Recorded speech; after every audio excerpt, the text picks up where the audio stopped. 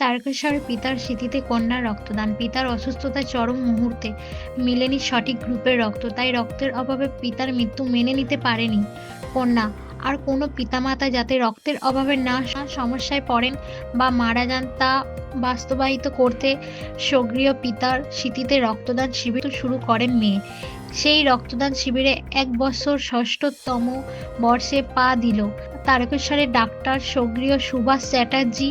স্মৃতির বিগত ৬ বছর ধরে তার কন্যা লিজা চ্যাটার্জি এই মহতী রক্তদান শিবির করে আসছেন। এই দিনে তারকেশ্বরের পৌরসভার ২ নম্বর ওয়ার্ডে এলআইসি বিল্ডিং সংলগ্ন এলাকায় এই মহতী রক্তদান শিবিরের রক্তদানের পাশাপাশি বেশ কয়েকজন বিশিষ্ট শিক্ষক অতিথি হিসেবে উপস্থিত ছিলেন।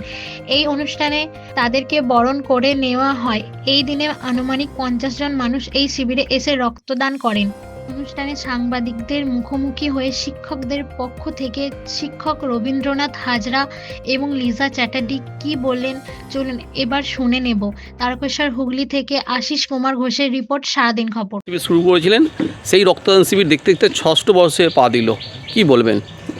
দেখুন, রক্তটা প্রত্যেকটা মানুষের সময়ে আমি যেই কারণে শুরু করেছি, আমার বাবা বা মা যখন মারা যায় সেই সময় আমার ব্লাড দরকার ছিল, বাট আমি সেই সময় কারোর থেকে কোনো রকম কোনো হেল্প পাইনি, যার জন্য আমি ভেবেছিলাম তারা বেঁচে থাকতে তাদের জন্য আমি জীবনে কিছু করতে পারিনি, কিন্তু তাদের স্মৃতির উদ্দেশ্যে যদি আমি কিছু করতে পারি, বেঁচে থাকতে তাদের যে আমি সুখটা বা শান্তিটা দিতে পারিনি বা বাঁচাতে পারিনি যে ব্লাডের কারণে, সেটা যদি নিজে করে আরও ৫টা কারোর মানে আমার মতো হতভাগ্য সন্তানের বাবা মায়েরা যাতে না অকালে প্রাণ যায়, তো সেটার জন্যই এই প্রয়াস, ছোট্ট প্রয়াস আমার বাবার স্মৃতির উদ্দেশ্যে, ডাক্তার সুভাষ চ্যাটার্জির স্মৃতির উদ্দেশ্যে আমি করি। এবছর আনুমানিক কত মানুষ এসে এই শিবির রক্তদান? আনুমানিক আশা রাখছি ৫০টা ডোনার হবে, তো প্রত্যেক বছরই আমার সেটাই হয়। এবছরও সেটাই হয়। আপনার নাম? আমার নাম লিজা চ্যাটার্জি।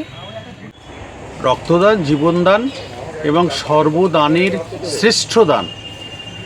লিজা তার বাবার স্মৃতির উদ্দেশ্যে এই যে মহতী অনুষ্ঠানটা করে, এটা সমাজের একটা শ্রেষ্ঠ কাজ।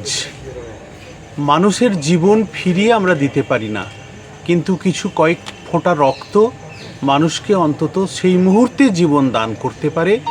এবং বর্তমানে যে রক্তের ক্রাইসিস চলে বিভিন্ন ব্লাড ব্যাংকে, রোগীকে বাঁচানোর জন্য যখন রক্ত নিতে যাওয়া হয়, সেখানে অনেক সময়ই দেখা যায় যে সাফিসিয়েন্ট ব্লাড সেখানে বিভিন্ন গ্রুপের নেই। সেই জন্য এই কাজগুলো করা, সমাজের মানুষের যে উপকার করা, লিজাকে সেই জন্য আমার তরফ থেকে অসংখ্য অসংখ্য ধন্যবাদ। আমি ওকে আশীর্বাদ করি, ও আমার ছোট বোন, আশীর্বাদ করি ভবিষ্যতে যেন ও এইরকমভাবে অনেক অনেক কাজ করে যেতে পারে যেগুলো মানুষের উপকারে লাগে। এখন সেই কবির ভাষায় বলতে হয়, পরের কারণে স্বার্থ দিয়া বলি, এ জীবন মন সকলই দাও, তার মতো সুখ কোথাও কি আছে, আপনার কথা বলিয়া যাও। পরের কারণে মরণেও সুখ, সুখ সুখ করি কাঁদিও না আর, যতই কাঁদিবে যতই ভাবিবে ততই বাড়িবে হৃদয় ভার। আপনারে লয়ে বিব্রত রহিতে আসে নাই কেহ অবনি পারে, সকলের তরে সকলে আমরা, প্রত্যেকে আমরা পরের তরে। একদম পরের জন্য যে কাজ লিজা করছে, লিজাকে এর জন্য আশীর্বাদ করি, ও ভবিষ্যতে আরও বড় হোক, মানুষের পাশে দাঁড়াক, এইটুকু ঈশ্বরের কাছে প্রার্থনা করি। আপনার নাম? আমার নাম রবীন্দ্রনাথ হাজরা, আমি একজন শিক্ষক। ধন্যবাদ স্যার।